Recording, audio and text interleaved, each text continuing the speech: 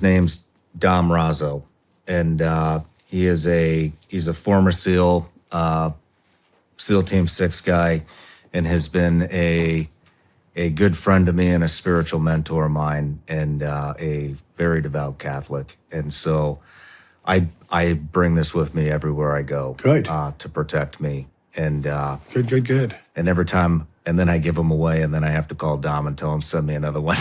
But this is a Warrior's Rosary, Okay. and I would love for you to have Thank that. you. Thank you, buddy. You're welcome. Now, I gave you a rosary today. You did. So you have one back.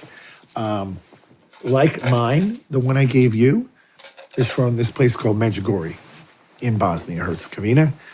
And that rosary was in the room during the apparition of Our Lady to one of the visionaries. And at the end of the apparition, she blessed all of the sacramentals in the room.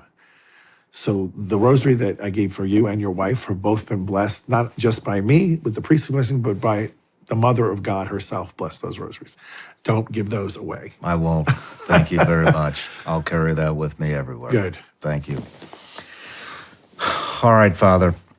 So let's get to your life story. Where did you grow up? Long Island, New York, Williston Park. It's about 18 miles east of Manhattan. Brothers, sisters? I'm the oldest of four. Then 2 years after me is my sister, and then 2 years after her is my middle brother, Jimmy, and then my little brother, Brian, was almost 10 years after me. Did you grow up in a devout Catholic family? Yes. There really was no devout Catholic in 1965 because Vatican II did such a number on removing the awe and the splendor of God from the Mass, sort of.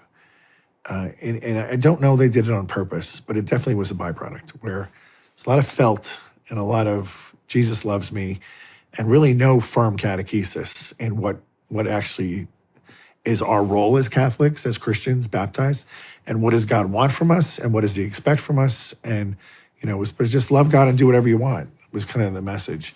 So, but my parents were good Catholics. We went to Mass every Sunday. They prayed the rosary. They were. I remember the first time I recognized my dad kneeling at Mass. Like, it's a powerful image to see your father kneeling when he was a New York City fire chief, a big tough guy. So, to see him kneel, it made an impression on me. Has the church come back around?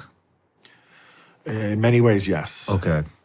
Pope Benedict opened the door to allow the sacrifice of the Mass that took place up to Vatican II, which is the extraordinary form they call it now, which is in Latin, where the priest says this back to the people, but it brings forth a greater reverence in the Mass for a number of reasons, but we don't need to go into that. But also, a lot of the priests who are leaning towards the more liberal side of the spectrum and who were lobbying for women priests, who were lobbying for married priests, who were lobbying for all these things, gay marriage, they're pretty much run their cycle and they're about over.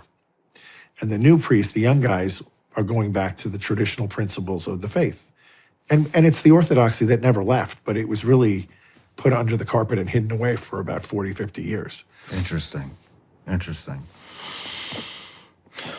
So was that taught and now it's expiring, or is it just how things ended The liberal up? principles? Yes. The church is definitive on its teaching, and it always has been. There can only be men priests because they follow what Jesus did. He chose 12 men. There were priestesses in other pagan religions at that time, so it wasn't off the table. He could have done that. His mother is the holiest person that was ever created, who's not divine.